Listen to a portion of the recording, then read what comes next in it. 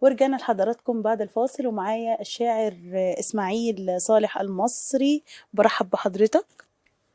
سلام وكلام وغرام وحب وأمل بسام. هذه تحية شاعر أستاذ غادة لك ولمتابعينك الكرام. أهلا بيك، أشكرك. برحب أيضا بالأستاذة سارة طه. برحب بحضرتك يا أستاذة غادة، وبرحب بالشاعر إسماعيل المصري. أهلا بيك. مرحبتين بك والله. أهلا بحضرتك. بالعافية. عنوان فقرتنا الشعر ما بين مصر والسودان. الشاعر إسماعيل، عاوزة أعرف من حضرتك متى بدأت في الكتابة؟ أنا إسماعيل صالح عبد الكريم، معروف بإسماعيل المصري. واسم إسماعيل المصري ارتبط مم. بالبدايات لأنه بداياتي كانت بالدراما. بدايتي للشعر وأنا عمري 13 سنة في الصف الرابع ابتدائي. يعني وأنا عندي 13 سنة ابتديت كتابة بدأت الشعر. في الشعر في الكتابة، أيوه. تمام. حضرتك لو إنسان عنده موهبة الشعر، كيف ينمي موهبة الشعر دي إزاي؟ طيب لو إنسان عنده موهبة شعر وداير يطورها أو ينميها من خلال القراية، يقرأ شعر كتير ويستمع شعر كتير، ده بيرتب عنده الحكاية والمنتديات الثقافية. مم. دي أكتر ثلاثة روشتة أنا بنصحه بها. يقرأ شعر كتير، يستمع شعر كتير، مم. ويهتم بمسألة المنتديات الثقافية، لأنها دي مساحة بتتيح له فرصة كافية جدا جدا لأنه يصغر الموهبة بتاعته. طيب، ممكن لو الأولاد، أطفال عندهم موهبة الشعر، الوالدين يقدروا إزاي إن هم يساعدوا الأطفال في الموهبة دي؟ والله الشعر هو أصلا موهبة وما محتاجة تكلفة نهائيا. مم. فالإنسان أول ما يحس بالموهبة دي، كل المطلوب من الأم والأب أو الناس القريبين المحيطين به إنهم يدعموه بالكلمة السمحة، فبلاش إنهم يكسروا من مقاديفه. مم. فلأنه الكلمة السمحة هي بتخلي الإنسان إنه شنو يطور من نفسه، بتديه الأمل. فأنت لازم تدعم الإنسان ده عشان ما إنه يقدر يطور من نفسه وتحسس ذاته بالثقة. يعني أنت من خلال تشجيعك له أنت هم هو بتشجعه فيه، وفي الحاجة دي مم. بتشغل فيه الثقة، بيكون واثق من نفسه تمام التمام كده. حسن الكلمة. إن شاء الله. تمام. طيب كم قصيدة حضرتك ألفتها؟ والله أنا كتبت قصائد كثيرة جدا جدا، مم. يعني صعب جدا إنه أقدر أحصيها لك في القعدة دي. فمن خلال طبعت ديوان ساقني الحزن 2018، حنين الشوق، تمام. وفي عدد من القصائد اتغنت، وفي عدد من القصائد يعني لبس الزفاف التلحين ولسه ما اتغنت. تمام. طيب ممكن حضرتك تسمعنا حاجة؟ جدا. اتفضل. رغم الحيرة، برغم الحيرة اللي كانت فيني، كنت بأمل يوم تجيني تفرح قلبي وعليك اطمني، وياهو صابر ولسه مستني. لا انت جيت يلبي توحشني، للصبر كمان نفد مني. غايته غايته الله بس يصبرني لما تجي وبحنانك تغمرني. في غيابك في غيابك شوق الشوق مقلبني، وناس قلبي عنك بتسألني، الناس هواي ومتجاهدني. عايش لروحك وماك مفتكرني، عرضتك باسم الله، حلفتك باسم الله تذكرني في منامك، وبصحواك خبرني. اتذكر عهودك البيها واهمني، وأطرى أيامنا وعنها كلمني. اديني الأمان اديني الأمان بوجودك، حسسني يمكن ملامح ضلك تحضني. خليني أشد وتاري وأغني غناوي الحب الجبع التمني، وخليني أعرف حجم ظني وحقيقة إنك ما غريب عني. برغم الحيرة اللي كانت فيني، جوايا متأكد يوم حتجيني وتجيب الفرحة وتمحى أنيني. تسقيني حنانك أرويك حنيني، وأكون أنيسك وتبقى ضنيني، وتكون القمر الضاوية سنيني. لأنه هواك برغم الحيرة اللي فيني بداوي جراح الفرقة ويشفيني. ورغم الحيرة اللي كانت فيني، كنت بأمل يوم تجيني وتفرح قلبي وعليك تطمني. وياهو صابر ولسه مستني، ولا انت جيت يلبي توحشني، للصبر كمان نفد مني. تمام، بشكرك بالتوفيق يا رب. طيب.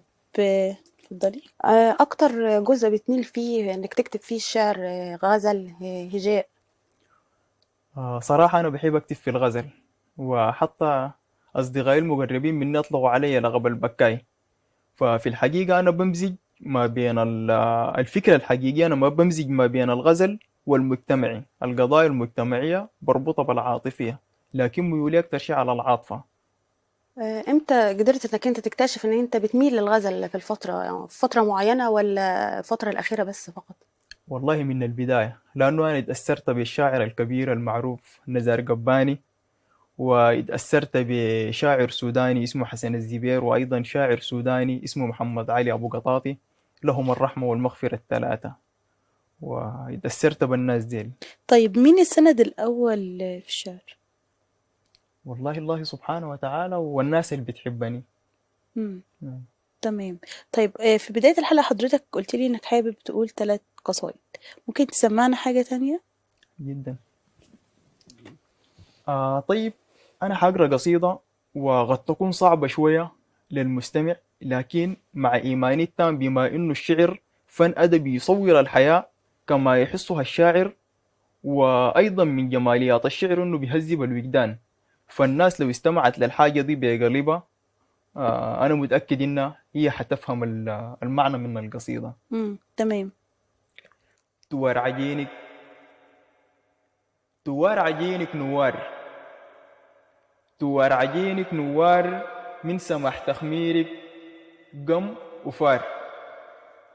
3 حجار خدت عليه صاج، طقاه لفحة نار. قرقريبتك يا فاطمة عايسة كسرتا، لون سمار ملامح بلدا، بتنبني من بعد الحرب الكساها دمار. ملامح سودانا بيتبني من بعد الحرب الكسة دمار. ملامح فلسطينا بتنبني من بعد الحرب الكساها دمار. ملامح الوطن العربي بيتحد من بعد الفتن الكسة دمار.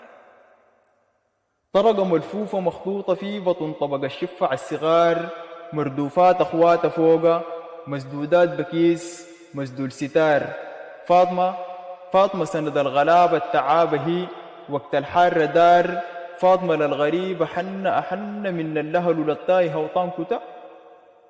فاطمة حس إحساس الوجع البكورك، في الغناوي مزدار. فاطمة، فاطمة بنتها للبدو، خاتفة من لون الخدار. ملكة في الزمن الصعب، بدرج البهم الصغار.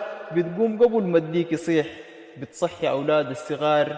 في نار بتشد اللبن، بتعوز فطيرة مع الجدار. بتشيل قربها وتندرج ورد الحفيرة فوق ظهر الحمار. وسحت العسير، وقت العسير تتفقد الغنم، قبل الشمس تصبح حمار. وقامت، قامت تسوي عشاها هي، ملحويكة بعصيدها. رملت السعن فل باللبن بالحيطة فوق. ادته جار مع فاطمة منها للبدو، وفاطمة للسمحين شعار السمحة. السمحة منها للبدو والسمحة للسمحين شعار. وينتو منها للبدو وينتو للجمال شعار. شكرا تمام، جزيلا. حلو جدا. طيب تحب تنصح الشباب المقبلين على الكتابة بإيه؟ عدم الاستعجال. مم. الواحد لازم يخط الكتابة قدامه كمشروع وكمسؤولية، مش شهرة وظهور.